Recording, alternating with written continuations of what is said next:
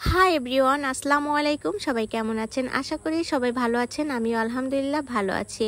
এই মুহূর্তে আমি আছি বাসে আর যাচ্ছি বরিশালে। আর আমার পাশের সিটে বসে আছে আমার মেজো বোন রোকেয়া। তো দুই বোন অনেক হাসাহাসি করতেছিলাম একটা কারণে, সেটা আপনাদের সাথে শেয়ার করছি। এই যে দেখতে পাচ্ছেন একটা ভাইয়া, খুব স্মার্ট ভাইয়া, এই ভাইয়াটাও বরিশাল যাচ্ছিল। তো আমাদের পাশের সিটে বসে অনেক রঙ্গভঙ্গি করেছে, তাই দেখে আমরা খুব হাসাহাসি করতেছিলাম। তাই ভাইয়াটাকে একটু ভিডিও করে নিলাম। আর যাই হোক, আমরা কাশীপুর বাজারে নেমে গিয়েছি। আর বরিশাল কাশীপুর বাজার থেকে একটু ভিতরের দিকে আমার আপুর বাসা, অটোতে যেতে হয়, তাই আমরা অটোতে উঠে গিয়েছিলাম। এই তো আপুর বাসায় চলে এসেছি, আপু আগিয়ে নিল। আর এখানে নুসরাতের সব ফ্রেন্ডরা আছে। আর এসে ড্রেসটা চেঞ্জ করে ফেললাম। এই ড্রেসটা আমার মেজো বোন আমাকে গিফট করেছে। কেমন হয়েছে কমেন্ট করতে কিন্তু ভুলবেন না।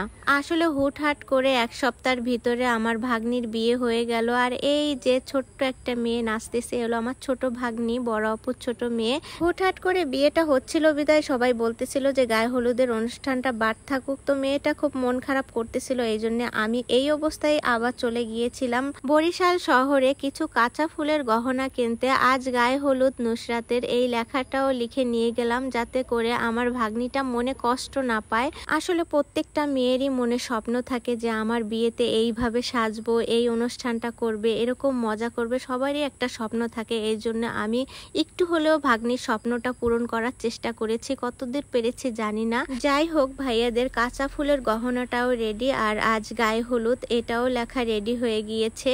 তো সবকিছু নিয়ে আমি আবার বাড়িতে চলে এসেছি। আর এদিকে প্যান্ডেলের কাজ চলছে, কালকে ছেলেপক্ষ আসবে, আমার ভাগ্নিকে নিয়ে যাবে। যাই হোক, আমি ফুলের গহনা নিয়ে এসে ভাগ্নিকে সাজানোর জন্য বসে পড়লাম। আর এই যে সব মেকআপ চেকআপ নিয়েই বসে পড়েছি আমার ভাগ্নি নুসরাতকে সাজানোর জন্য। আর এই যে হচ্ছে আমাদের নুসরাত, আর এই যে ফাইনাল লুক তার। দেখেন গায়ে হলুদের লুকটা কেমন হয়েছে।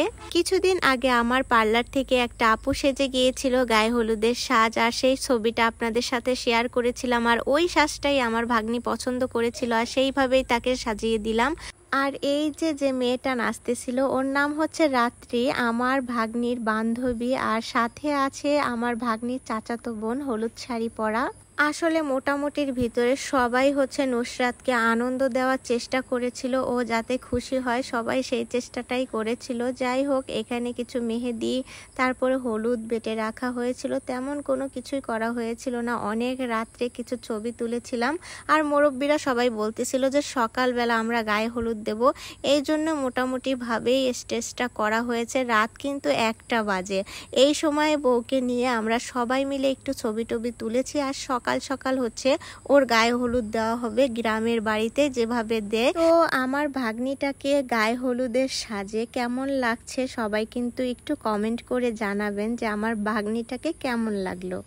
আমার ভাগ্নিটা মনে হয় যে মনে মনে একটু কষ্ট পাচ্ছিল যে এত রাত হয়ে গিয়েছে আর আমার জন্য তেমন কিছু করা হয়নি। আসলে আমার কিচ্ছু করার ছিল না মা, যতটুক পারছি আমি করছি। আর এই যে ওরা 3 বোন, আর 3 বোন কতটা মানে কষ্ট পাচ্ছে সেটা ভিডিওতেই আপনারা বুঝতে পারছেন। ছোট্টটাও কিন্তু কান্না করছে। আর এই যে আমার আপু আর দুলা ভাই, তারা দুজনেই কান্নাকাটি করেছে, মেয়েটাও কান্না করছে। আর এই যে তার দাদি, আদরের দাদি, আর দাদিও খুব মন খারাপ করছে।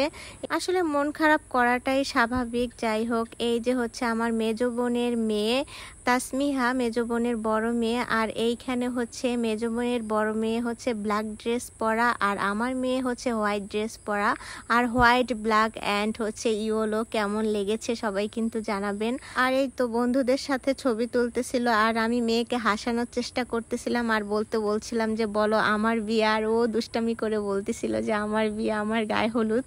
যাই হোক, আমার ভাগ্নিটা যে অনেক খুশি হয়েছে, এইটাই হচ্ছে আমার কাছে বড় পাওয়া, যে ওকে আমি একটু খুশি করতে পেরেছি। আর এই যে ওর সব ফ্রেন্ডদের নিয়ে ও ছবি তুলতেছিল, ভিডিও করতেছিল। আমার কাছে খুবই ভালো লাগছিল যে আমার ভাগ্নিটা এখন হাসতেছে কান্না বাদ দিয়ে। যাই হোক, আমার মেয়ে রুহানা আর আমার বড় বোনের মেজো মেয়ে ইলমা দুজনে মিলে নাচতেছিল। যাই হোক, নেক্সট ভিডিওতে দেখাবো যে কিভাবে গ্রামের বাড়িতে গায়ে হলুদ দেয়, সেই ভিডিওটি নিয়ে আপনাদের সামনে আবারও আমি হাজির হয়ে যাব। তো ভিডিওটি এই পর্যন্তই শেষ করছি। আর আমার ভিডিওটি যদি ভালো লেগে থাকে লাইক, কমেন্ট, শেয়ার করবেন। তো সবাই ভালো থাকবেন, সুস্থ থাকবেন। আল্লাহ হাফেজ।